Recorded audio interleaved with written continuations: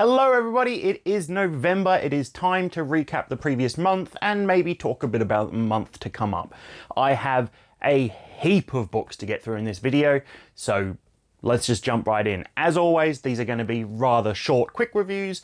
The majority of these books will either already have a long review up on my channel, in which case I will put a video up in the corner, and otherwise there are a few here that are upcoming videos. As I said, there are a lot of books to get through in this video. I read 9 books in October, which when I was tallying up the numbers shocked me. That is a huge number of books, and these aren't particularly short books. I guess I was just a bit voracious this month. The first one I read in October, and I think is even more important now than it was when I read it, is Chain Gang All-Stars. A story of the near future where the for-profit prison system has gone to the nth degree and now hosts gladiatorial death matches. These are fights where inmates on death row or with long prison sentences are given the chance to compete in this pay-per-view reality TV show where they fight to the death. And if you last 3 years, you get released and your crimes are pardoned. I went into this knowing it was going to be a bit confronting, but kind of expecting it to just be a death game book. I love death game stuff. This book turned out to be one of the most confronting books I've ever read, and it really shines a light on some topics that I think are very easy to ignore, some real problematic issues that it's just very easy for a society to just put aside. That being things like inequality within our justice system, the conditions of prisons, the treatment of prisoners and criminals, the sort of things that it's very easy for anyone to just convince you isn't that important, don't worry about it, you're not a criminal, you don't need to worry about it, don't they deserve it? And this really shines a light on the issues with that mentality. It did a very good job of reflecting my experiences reading the book on the page, in like, I would be very much enjoying the action scenes and then it would show a scene of the audience enjoying these vicious death matches and kind of shine a light on you, the reader, being like, look, you're enjoying these death matches. Are you any different than these people? And it was really, really confronting. It was outstanding. It was exciting. It was fantastically written. I think this book is, considering recent events, more important now than when I read it, and I really do urge you to read it. It was a 5-star read, and the full review is ___ up in the corner. Next, I read The Only Good Indians by Stephen Graham Jones. This was the first novel I'd read by Stephen Graham Jones. I had previously read Night of the Mannequins, a novella which I really enjoyed, and the first act of 3, basically, in The Only Good Indians was fantastic, 10 out of 10. I was so pumped to finish that book. And then just the next 2 acts were progressively less interesting to me. It deals with the story of some Native American friends who do something presumably dreadful during a hunting expedition, and some force of nature, some supernatural force, enacting revenge many years later. And as I said, that first section dealing with kind of what's going on, is this real? And then the events that take place are truly horrifying. Not like scary, jump scare scary, but like put the book down, I can't believe this is happening, sort of like truly atrociously horrifying, and are just fantastically written. And the rest of the book is fantastically written too. The characters just aren't as interesting, the events aren't as fun, there's a lot of basketball. I have a full review up here, __. Overall, looking back from this point, I said in that review that if you asked me in 2 years, I'd say it's like a 5-star read, because I'm probably only going to remember that first part. And a few people have commented on the video saying that they were disagreeing with my review until I said that, and then when they looked back and thought about it, yeah, they're all remembering parts from that first third of the book, which is fantastic, as I've said. But now, a little bit removed, I'm thinking I'm going to give it a 3 stars. That first part is just so fantastic, it's just dragged down a bit by the ends, which are still good, they're just not that level. After that, I finally read The Infinite and the Divine, the Warhammer 40,000 book about the 2 Necrons, Okiron the Diviner and Trazyn the Infinite, and their millennium-long feud.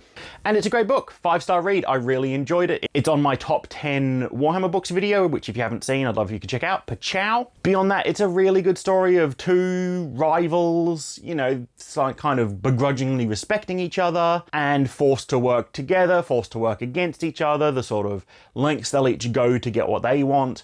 And there's a few things I wish it did better. I wish it was a better beginner Warhammer book, because everyone suggests it for new Warhammer readers. I think it's atrocious as a new Warhammer reader.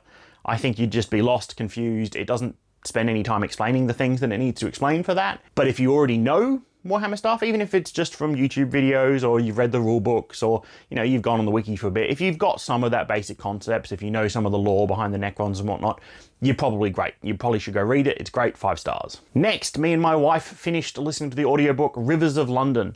This one took us a while to get through. Audiobooks with me and my wife are very slow. We only really listen to them when we're going on longer drives, and even then, only every now and then. This one took us, you know, probably about 2 months to get through, but that's about average for an audiobook for my wife and I. And we quite liked it. It's set in a world where magic is real, but not known by the normal person. And we're following a police officer from the London police.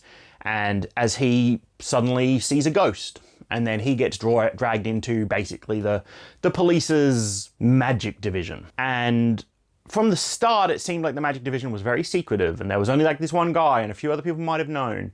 And I was really, really intrigued. And I think one of my biggest disappointments in the book is that kind of like keeping the whole magic thing secret is just completely thrown away. Like, he just talks to his friend about it. It seems like everyone in the police force he deals with is involved somehow. The actual mystery is perfectly fine. There's kind of 2 things going on. One, this ghost or something seems to be murdering people, and another one is a issue with the river spirits that inhabit each of the rivers in London and a fight between sort of 2 families of them. And they sometimes entwine, but mostly these are 2 sort of separate storylines that are going on. It did leave me wanting more. I think me and my wife are going to continue reading this series. I think it was pretty well done. I think it's a pretty good first entry in the book.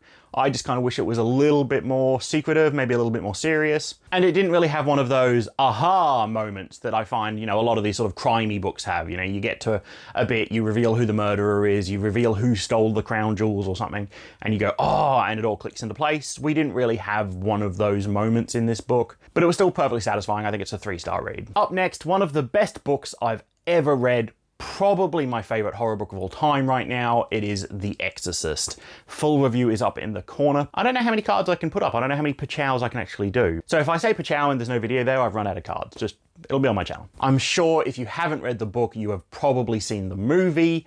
The book and the movie follow very similar paths. The book is just kind of a bit slower, a bit more subtle, a bit better paced than the movie, and that just comes from, you know, having a little bit more time. I had almost no complaints about the book. My main complaint is that I kind of just wish that we hadn't skipped over one section. I see why we did that. I think it's for narrative purposes. I think it makes perfect sense, but for me as a reader, I would have liked to see it. But it is truly probably the scariest book I've ever read. The story of Reagan, this poor little girl who gets possessed, and the priest and her mother who are trying to determine what's going on, trying to get to the source of this and help save Reagan's life, is chilling. The dialogues between Reagan and Father Karras are some of the best dialogues I've ever read in a horror book. The characters are just fantastically written, the atmosphere is amazing, and the horror scenes are truly palm-sweatingly scary. It's just a fantastic book. It's an almost perfect horror book in my mind. It's a 5-star read, and you should definitely check it out. I then read another cyberpunk book, a book I was hoping to read in Cyberpunk Month, but things just didn't quite work out, so I finally got around to reading it now, and that was The Escher Man by TBR November. And it was fantastic. It is a gritty, roller coaster, thrilling crime story set in a cyberpunk world, but set in southern China, set in Southeast Asia, and is just dripping with culture, dripping with action. It is tense, and it deals with one of the scariest concepts in technology, which is, you know, brain implants, memory manipulation. We follow our main character as he is this violent mob enforcer, but we're in a world where memory manipulation exists, so he's not sure if that is who he is. You know, after all of his crimes, he hands in his memory chip to get those memories wiped, so they can't be used against him by the police or by rival gangsters or anything like that. So he doesn't have memories of a lot of the crimes he does. He doesn't have memories of a lot of his life before this job. His memory is fragmented. Everyone in the world's memory is fragmented, and it is a really interesting dive into who you are if you can't trust your memories, into what memories can make you. Can changing someone's memories change them as a person? And it is a great example of why no brain chip is ever going anywhere near my grey squiggly pink thing, because it is just a terrifying concept. It is one of, if not my favorite cyberpunk story I've read so far. I really think you should check it out. I think TBR November is the best cyberpunk author that I've read, still writing these days, I think. And yeah, check it out. 5 stars, the Escher Man. Go check it out. Before I go to the last 3 that I read, I will just say that if you want to pick up any of the books that I'm talking about today, I do have links in the description below. They're Amazon affiliate links, so if you buy something through there, it costs you the same as normal, but the channel does get a little bit of money back. And that's a really good way to help support. If you want to help support at all otherwise, I do have my Amazon wishlist below. If anyone buys a book off that and sends it to me, I promise I will read it and review it on the channel. And a huge thank you. We've hit 3,000 subscribers, which is insane to me. That's 6 times more subscribers than I was hoping for in my wildest dreams by the end of the year when I started this channel. And just thank you so much for everyone that's been here. Thank you so much for the comments. Thank you so much for the engagement. It just means the world to me. All right, these final 3 books I want to talk about. These are all going to be in a video, probably early next week, because I like to be positive on this channel. I like to put positivity out into the world. I think there's enough negativity out there. So if there's something I don't like, I don't really like harping on about it. So I'm going to do a video next week where I go over these books, but I'm also going to go over the things I love about these books. But here's 3 books that just kind of didn't work for me. The first one is Intercepts, a story about putting people into severe sensory deprivation to find out what happens with them. And it's the story of this government agency that does this, has found a use for it, and how they're exploiting this. The concept is fantastic. The first chapter is amazing. The actual book just didn't work for me. I'm going to give it 2 stars. I'll dive more into it in its own video. I think it probably just feels like something that should have been a short story or a novella and just didn't quite have the legs to go to novel length. And the characters aren't quite there.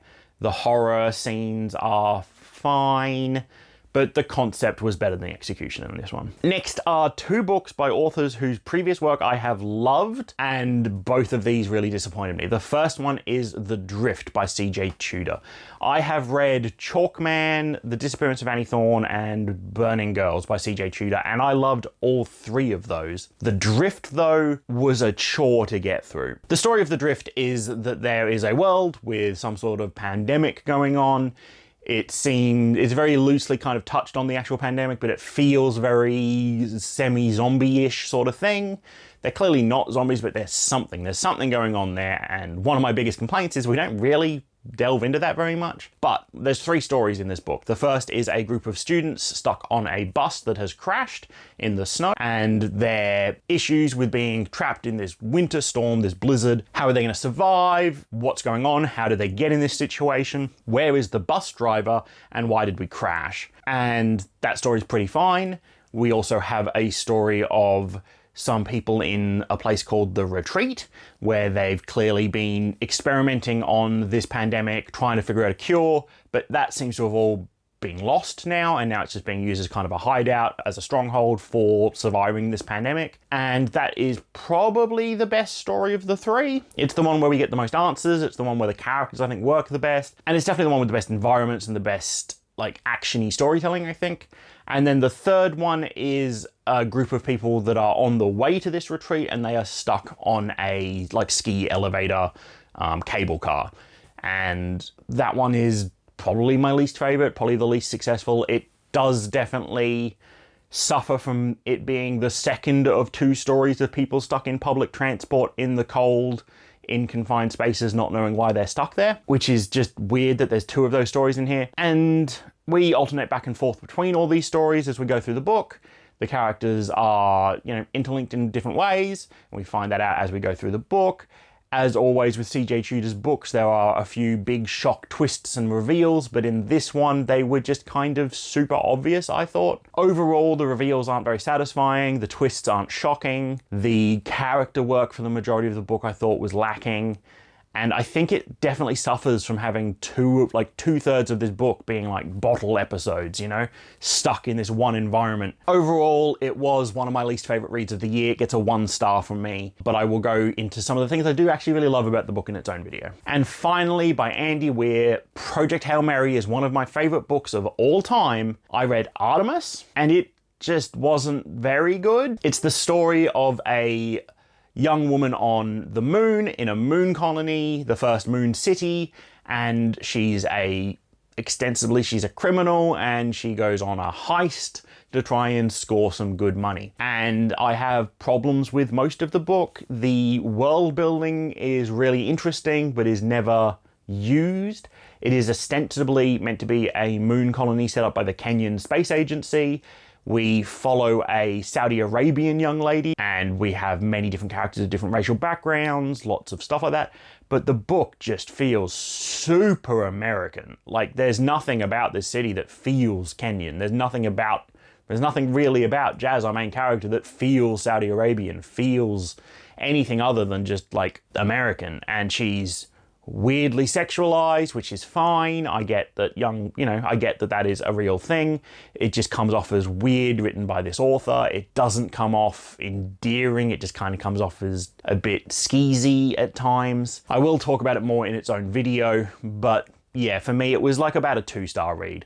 It was probably a 3-star read up until near the end, and then the, like, Andy Weir, big something goes wrong at the end was just really dumb, I thought. I really didn't like it. Jazz is no Mark Watney.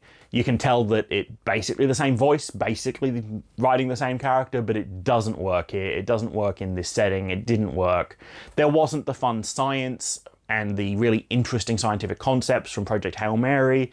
It didn't have the tension of The Martian. It just didn't work for me. My biggest complaint is, once again, it is a book ostensibly about a criminal committing a heist where I would say she's barely a criminal, she's not morally wrong, she's not even morally grey, she's just your average, typical American action movie hero, and I'm not even sure if what the book calls a heist is a heist. Overall, 2 stars. It's not the worst book I've ever read, but it is nowhere near Project Hail Mary, and I can't wait to read The Martian because I'm expecting that to be more Project Hail Mary than Artemis. All right, that was so many books, but what am I reading in November? So November, I've already knocked off Annihilation by Jeff Vandermeer, so I think I am probably going to read Authority by Jeff Vandermeer in November. Can continue that series. Let me know in the comments below if you've read Authority and Acceptance and if you think it's worth continuing. I'm probably likely going to read another T.R. Napa book, be that either his novella Ghost of the Neon God or his other novel 36 Streets, or maybe both. And I do also still need to get to The First Blade by Joe Abercrombie. If there's anything else you've seen on these shelves or anything else you've heard me talk about that you want me to make a video on or read, let me know. Let me know in the comments below what you read this month. What was the best book you read? What was the worst book you read? Have you read any of the books I've talked about here? What did you think about them? Like, comment, subscribe, do all the YouTube algorithm things, but most of all, just remember to keep reading.